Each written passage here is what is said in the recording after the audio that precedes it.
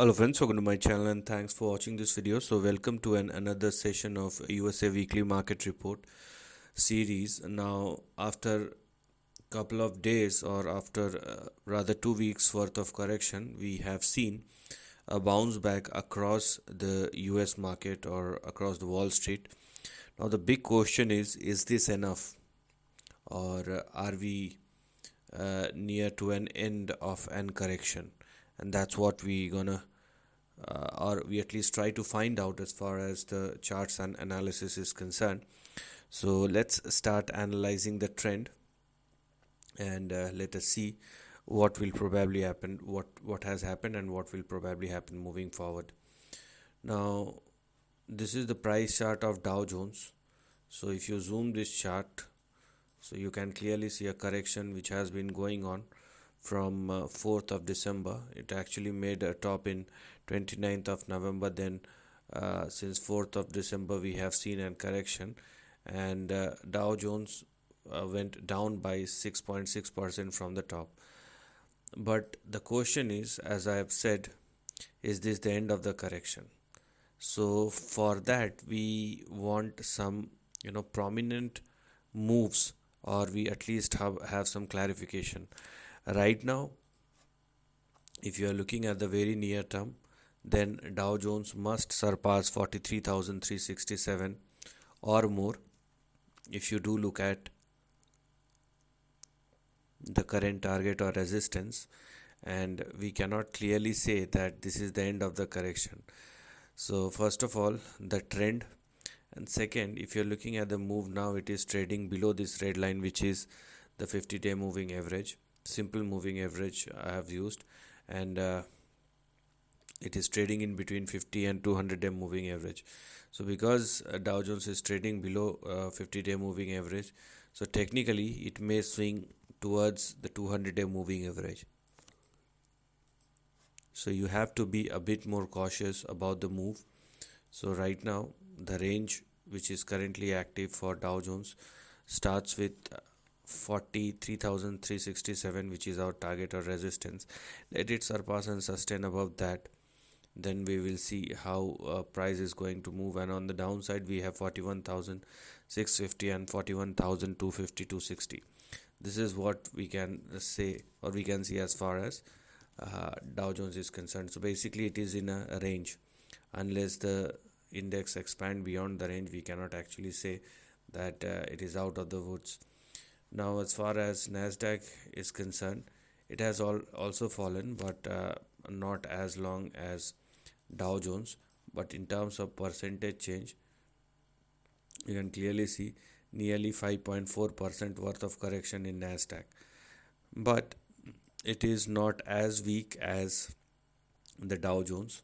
And if you're looking at the trend, it is trading above its previous resistance level, which is 19,413. So if Nasdaq continue to trade and sustain above 19,413, then obviously this bounce back continues. So for Dow Jones we have a condition, but for Nasdaq the trend remains strong. The thing is, it is trading at or above its previous support level, so the trend remains strong, and you can expect a swing somewhere in between 22,000 and 23,000 if it continue to trade and sustain above 19,413 or 19,415.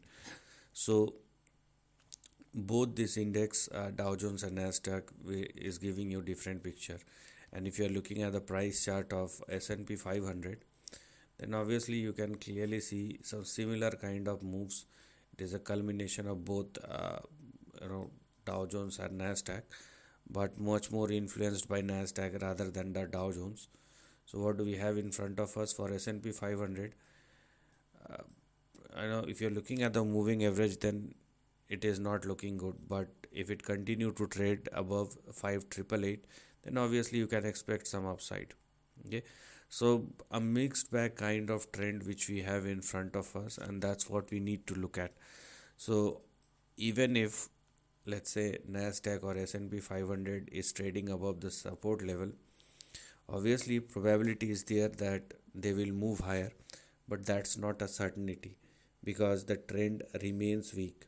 Okay, it may turn out to be a dead cat bounce, and if the trend fails, then obviously all the three indices may swing back towards the 200-day moving average, and that's where the big problem lies.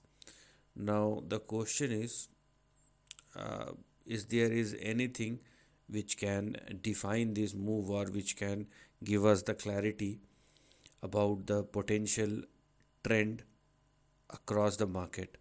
So to understand that, we have to focus or look at the chart of dollar index, which is quite relevant for today because when we are looking at the price chart of dollar index, so technically, I mean, if you are looking at the very recent move, we have a correction that has started, which is a good sign of for equity market, and that's why we have seen such massive uh, rise or massive powerful bounce back in the equity market because dollar index started falling. But please understand that if dollar index continue to trade and sustain both above 106.6, but most importantly above 107.4, then this section is active, and that's where the big problem lies. So if it falls below 106 or lower, then I will definitely have a sigh of relief because it will give us a confirmation that this breakout is false and you will have a breakdown. But if it continue to trade and sustain above 107.4, then this highlighted section is something which is still active unless it falls below 106 or lower. So this is the reason, I mean, you can pinpoint the moves and you can say that because dollar index has started falling, that's why we have seen an up move in the equity market. Now let us discuss about Bitcoin, and here we are. So if you are looking at the moves of Bitcoin, it is directly reflecting about the price behavior of dollar index. So it has tested the low of 92,000, and you can actually mark the level and the timing. So the dollar index falling down and Bitcoin started moving higher, or equity market started moving higher. So there is perfect timing for that. Now although Bitcoin has corrected and formed a base in between 91,000 and 92,000, but the way it has moved, it will again retest $100,000, and once it surpasses 108410, you will see further upside. So as far as the trend is concerned, although we have a powerful bounce back across the risky assets, or risk on trade has again become active, but it will all depend upon the price behavior of dollar index.